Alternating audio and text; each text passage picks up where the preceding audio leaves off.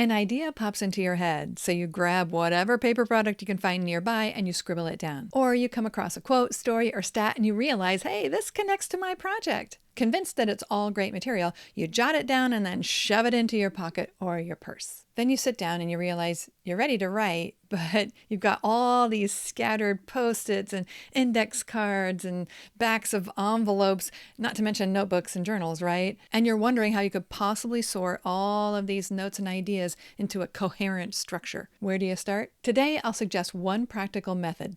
Let's call it the seek, sort, and stack approach. If you're just meeting me, I'm Ann Croker. I'm an author, podcaster, and writing coach helping writers like you improve their craft, expand their reach, and pursue publishing so they can achieve their writing goals. If you're tuning in for the very first time, welcome. If you're a regular, welcome back. For any of your projects, a big idea or driving question has been guiding your note-taking, even if just subconsciously. Given that there are two primary approaches for organizing all of this material, the top-down and the bottom-up. For the top-down approach, you're going to create a working outline and then slot all of those individual bits where they best fit. For the bottom-up approach, you start with the individual bits that you've amassed, and then you sort them until they reveal a structure, and then you're going to create an outline from that structure once they're all in place. Most writers benefit from a hybrid approach where they sort until they start to see the structure emerging, create a working outline, and then letting that evolve as the sorting continues. Today, let's assume you're taking a bottom-up approach, that you're going to sort and stack to figure out what you're trying to say and how you're going to structure it. You might be staring at all of your paper thinking, I've made a terrible mistake writing everything down, but there really is an advantage to the analog approach. When I taught high school composition, my small class of homeschooled students balked at my insistence that they use index cards instead of some sort of digital option. Why not just use Google Docs? You would have thought I was telling them to trade in their smartphones for carrier pigeons. But then the working outline day came. They took their working outline and their stack of index cards and started sorting them and stacking them and rearranging them to match up with their outline. Then they started to realize that the idea, information, stat, quote on one card could work in the introduction to their term paper or in the conclusion. And they could easily move it around. They might have a statistic that could be used in this paragraph or that paragraph at the beginning or end, and they could move it easily, again, just by picking up the card and moving it to another stack. So with my old school analog system, they can move cards here and there and back again with ease without cutting and pasting and scrolling through a bunch of text on a screen.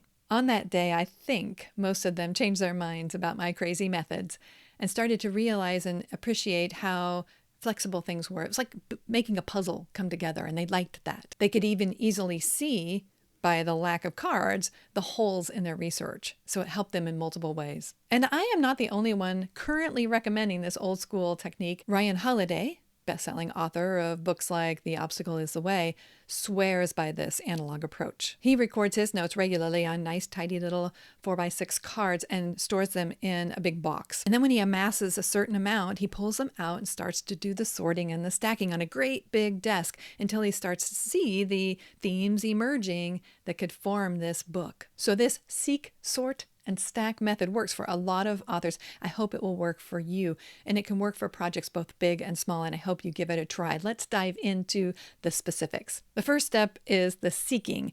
Chances are you have not put them all on 4x6 cards and tuck them neatly into a big box like Ryan's modular system. So it's time to track them all down. You likely have a combination. Some things have been thumb typed into your notes app. You might have a sticky note on your monitor. You might have something written on the back of a receipt and shoved into your backpack. So it's time to pull all those things out, get them in front of you where you can see them all. This gathering stage of seeking them out is crucial because you can't organize what you can't see. Next, it's time to sort and stack. With everything visible, now it's time to sort them into thematic stacks. And don't waste time copying everything onto uniform cards. I mean, maybe if you have like a coffee-stained napkin, maybe you would copy that onto a card, but don't worry about making them all uniform. You're just trying to get what you have and look at it so that you start to see how things connect. And actually, for your digital notes, I would recommend you write a keyword on some sort of scrap of paper and add that into the mix. But don't worry about copying out the whole thing. Just write down on the card or scrap of paper where that note is so you can refer to it later. So let's assume that most of these cards relate to the project you're working on. Some might not, so you would stack them over to the side because they belong somewhere else. But those that do are what we're working with right now. You're trying to figure out how all of these pieces are going to work together, be grouped together to support the biggest claim of your project. Just as an example, let's say that you're working on a project about how hard it is to live slower in our fast-paced culture. You might have some notes from a minimalist's philosophy or a quote on the contemplative life from a nun. Or maybe you found an article where a psychologist expresses their concerns that technology is speeding up our brains faster than they can handle it. So again, the beauty of all of these notes is you can spread them out and look at them and see how they best relate to one another. So you can spread them out on a table, on the floor if you don't have kids or pets. Maybe you tape them to a big wall or window so you can just look at them all and then move them around again to make them mix and match to each other. If you have several notes about, let's say, like morning routines that are slow enough to set you up for a more leisurely pace throughout the day.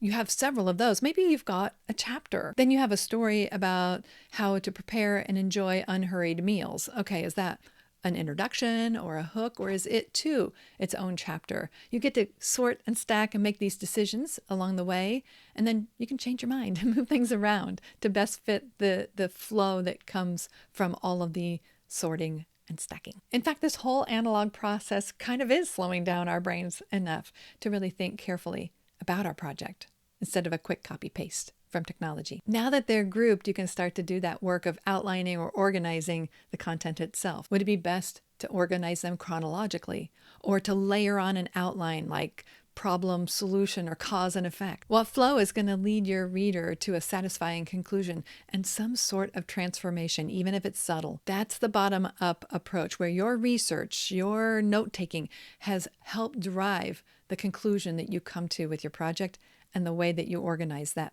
material. Now it's finally time to transfer all of that analog material into digital format. Using that solidified outline, you can now create a document, a digital document, and create subheadings if it's an article or chapters if it's a book that reflect the ideas that started to speak to you, that kind of informed you on how this is structured. And that's where you're going to start typing up your actual notes into this document where they belong, grouped under the subheadings where they fit, in the order that they fit, based on the stacking that you did. You pick up a stack, you take the first card, and you type it in. As you're typing them in, you're naturally going to spot some holes in this where you need to go do some more research. You can put in brackets, more research needed here. Now that you've typed them all up, transferring them from analog to digital, these analog notes, they've done their job.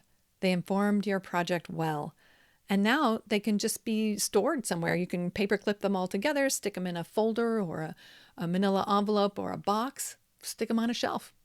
And they're there if you need to refer to them again. You can keep them for a little while, but now you're working digital. Now you've done that orderly part, and now it doesn't feel so scattered, and you can begin the work of writing. This is that fun creative stage where, because you organized your ideas into a structure, into a flow, you get to play with the language.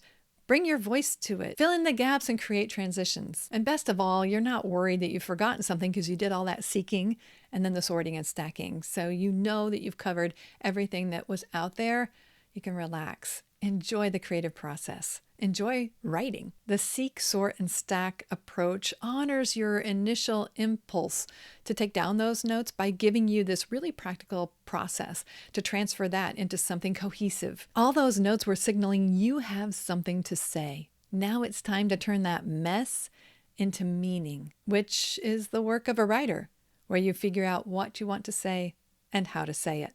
If you'd like even more coaching input like this in your inbox, head over to anncroker.com/connect, because I'm always looking for ideas to share with you that will help you achieve your writing goals and have fun by being more curious, creative, and productive. Thank you for being here.